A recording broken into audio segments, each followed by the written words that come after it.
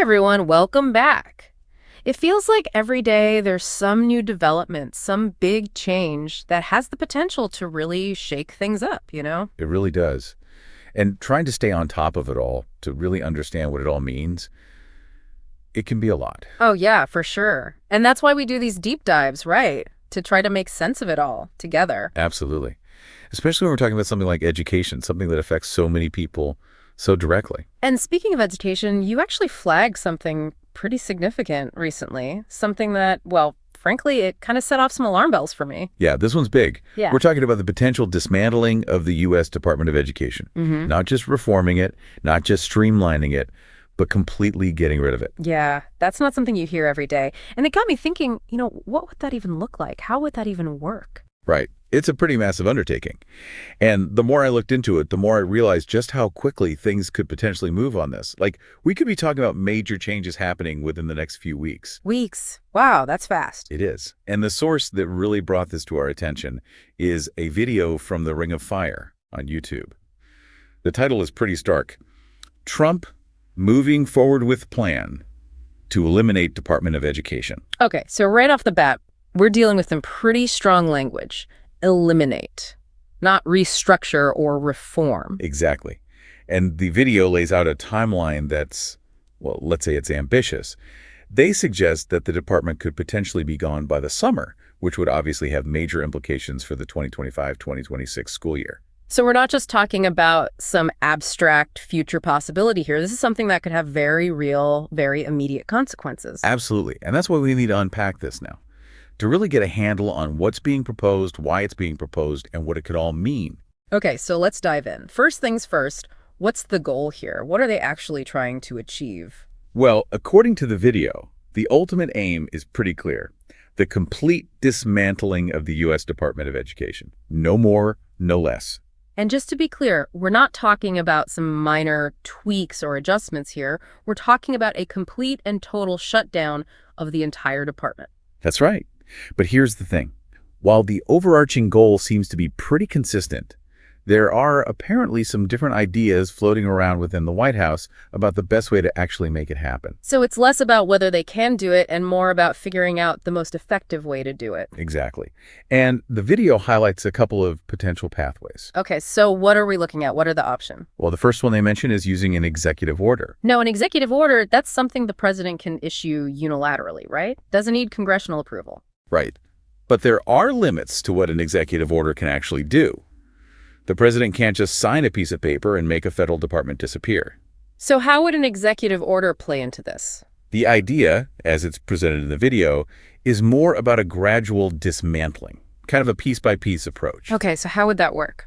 An executive order could potentially be used to reassign various functions and responsibilities of the Department of Education to other existing federal agencies. So instead of having one central hub for everything related to federal education policy, you'd spread those responsibilities out across different parts of the government. Exactly. It's like taking a big, messy drawer and redistributing its contents into several smaller, more organized drawers.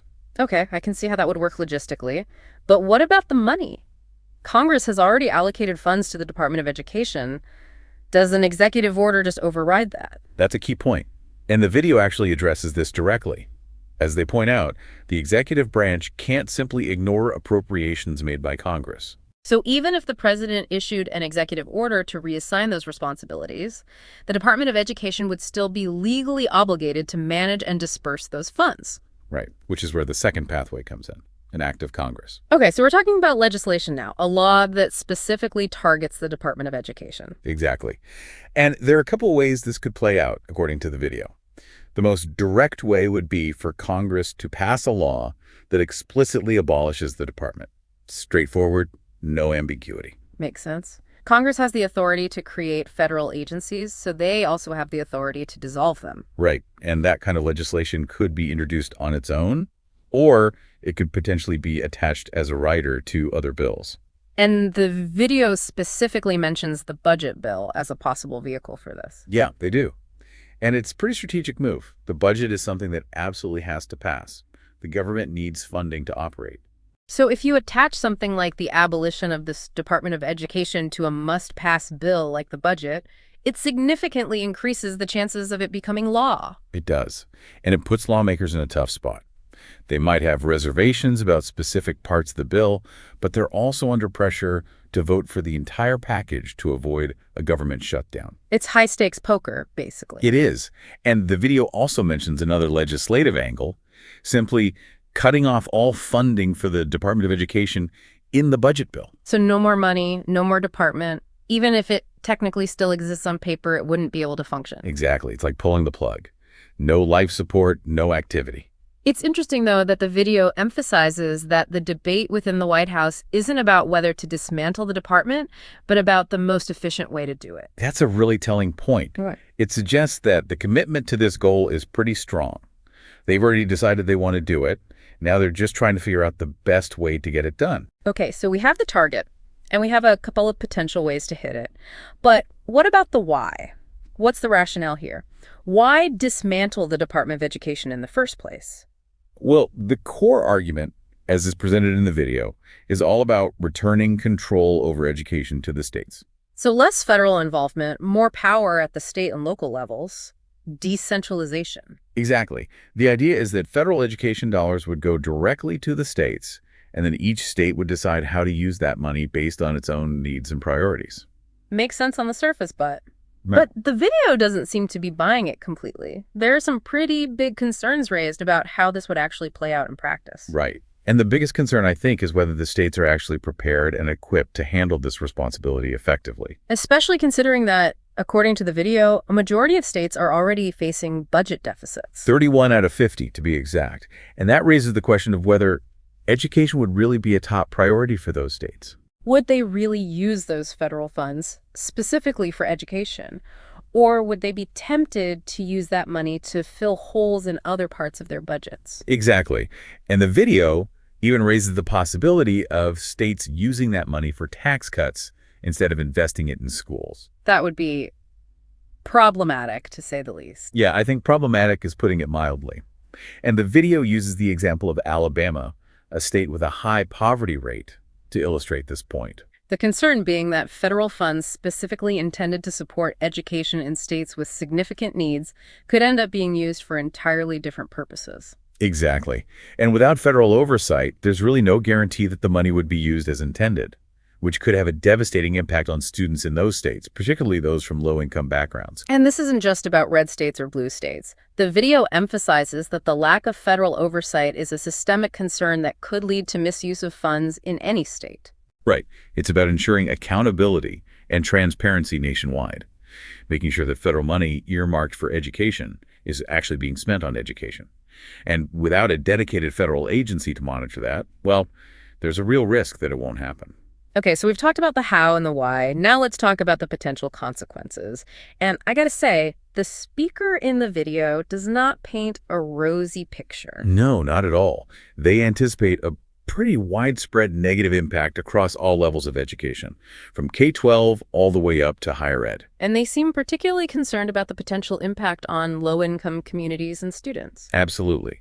They specifically mention the potential disappearance of federal financial aid programs like Pell Grants. And those programs are a lifeline for so many students who wouldn't be able to afford college otherwise. Right. And if the Department of Education, which administers those programs, is dismantled, their future becomes very uncertain. There's a real fear that those programs can simply disappear. Which would make college even less accessible for students from low-income backgrounds, and that's a huge problem. It is.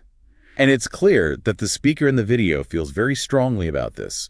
They actually use the phrase, disaster waiting to happen. That's pretty strong language. It is. But it reflects the level of concern they feel. And you can also hear a sense of frustration, almost powerlessness in their voice, like they feel like they're watching something terrible unfold and they can't do anything to stop it. Which is a pretty scary thought. But even amidst all that concern, the video also includes a call for unity and action. Right. The speaker emphasizes the importance of focusing on areas where individuals can still make a difference. Things like political engagement, voter registration, advocating for policies that support education. So it's not just about despair and resignation, it's about channeling that energy into something constructive. Exactly. And they also hold out hope for a future restoration of the department, potentially if there's a change in presidential administration in 2028. So there's a long-term perspective here, a recognition that this might be a setback, but it doesn't have to be the end of the story. Right. But they also acknowledge that there could be some pretty horrific things that happen in the meantime. So it's a long game, and it's going to require a lot of effort and commitment to get there. It will. But it starts with understanding the issues, understanding the stakes, and making our voices heard. Okay, so let's recap. We've covered a lot of ground here. The potential dismantling of the U.S. Department of Education is a significant development with potentially far-reaching consequences. And the key takeaway, I think, is that this isn't just some abstract political debate. This is something that could have a very real impact on people's lives. On students, on teachers, on families. On everyone who cares about the future of education in this country. Right. And it's up to all of us to stay informed, to stay engaged, and to fight for the kind of education system we want to see. So as we wrap up, I want to leave you with a question.